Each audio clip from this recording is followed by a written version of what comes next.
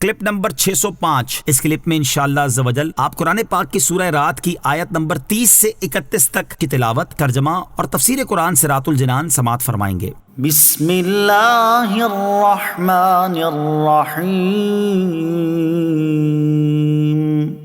اللہ کے نام سے شروع جو نہایت مہربان رحمت والا ہے۔ كذلك أرسلناك في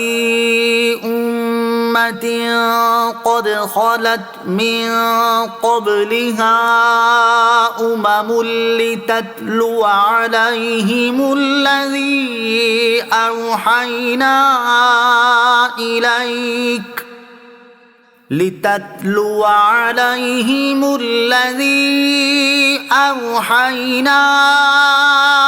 إليك وهم يكفرون بالرحمن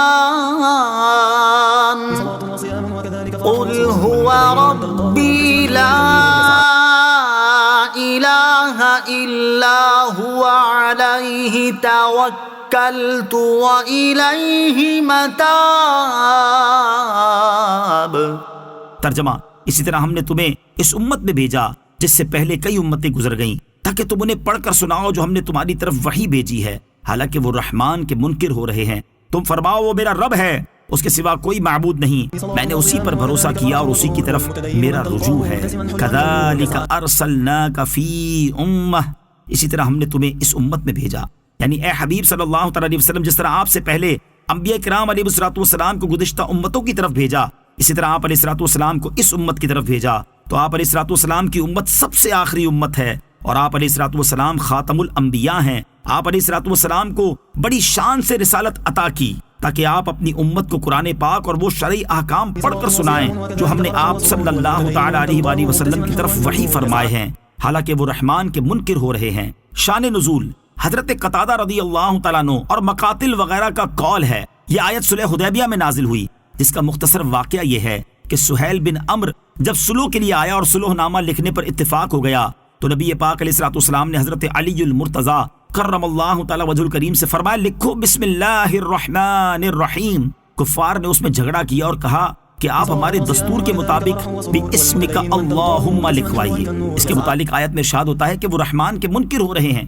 اے حبیب علیہ السلام، آپ ان سے فرما دیں کہ رحمان تو وہی ہے جس کی معرفت سے تم انکار کر رہے ہو، وہ میرا رب عز و جل ہے، اس کے سوا کوئی معبود نہیں، میں نے اپنے تمام امور میں اسی پر بھروسہ کیا اور اسی کی طرف رجوع کرتا ہوں۔ وَلَوْ أَنَّ قُرْآنًا سُيِّرَتْ بِهِ الْجِبَالُ أَوْ قُطِّعَتْ بِهِ الْأَرْضُ أَوْ كُلِّمَ بِهِ الْمَوْتَى بل للہ الامر جميعا افلم ييأس الذين آمنوا ان لو يشاء الله لهدى الناس جميعا ولا يزال الذين كفروا تصيبهم بما صنعوا قارعة أو تحل قريبا من دارهم حتى يأتي وعد الله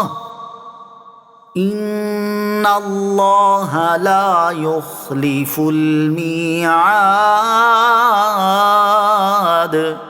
ترجمہ، اور اگر کوئی ایسا قرآن آتا جس سے پہاڑ ٹل جاتے یا زمین پھٹ جاتی یا مردوں سے باتیں کی جاتی، جب بھی یہ کافر نہ مانتے، بلکہ سب کام اللہ ہی کے اختیار میں ہیں، تو کیا مسلمان اس بات سے نا امید نہ ہو گئے کہ اگر اللہ چاہتا تو سب آدمیوں کو ہدایت دے دیتا اور کافروں کو ان کے عمل کی وجہ سے ہمیشہ ہلا دینے والی مصیبت پہنچتی رہے گی، یا آپ ان کے گھروں کے نزدیک اتریں گے یہاں تک کہ اللہ کا وعدہ آ جائے، بے شک اللہ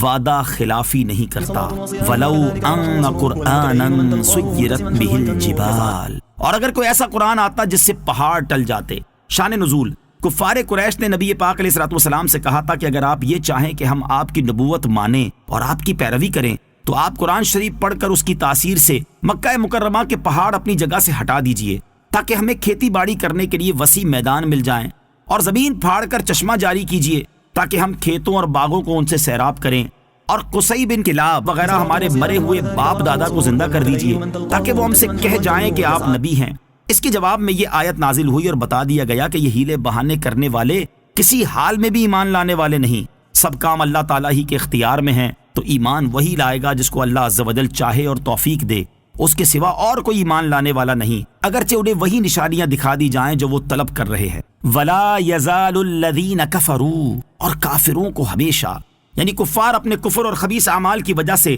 طرح طرح کے حوادث و مصائب اور آفتوں اور بلاؤں میں مبتلا رہیں گے، کبھی قحط میں، کبھی لٹنے میں، کبھی مارے جانے میں، کبھی قید میں۔ چنانچہ سرکار دو عالم علیہ الصلوۃ والسلام کے زمانے کے کفار انہی چیزوں میں گرفتار ہوتے رہے۔ او تحل قریبا من دارہم، یا آپ ان کے گھروں کے نزدیک اتریں گے، یعنی اے حبیب علیہ الصلوۃ والسلام آپ حدیبیہ کے دن ان کے گھروں کے نزدیک اپنے لشکر کے ساتھ اتریں گے، یہاں تک کہ اللہ عز و جل کی طرف سے فتح و نصرت کا، رسول کریم علیہ الصلوۃ والسلام اور ان کا دین غالب ہونے کا اور مکہ مکرمہ کی فتح کا وعدہ پورا ہو جائے۔ بے شک اللہ تعالیٰ اپنے وعدے کے خلاف نہیں فرماتا۔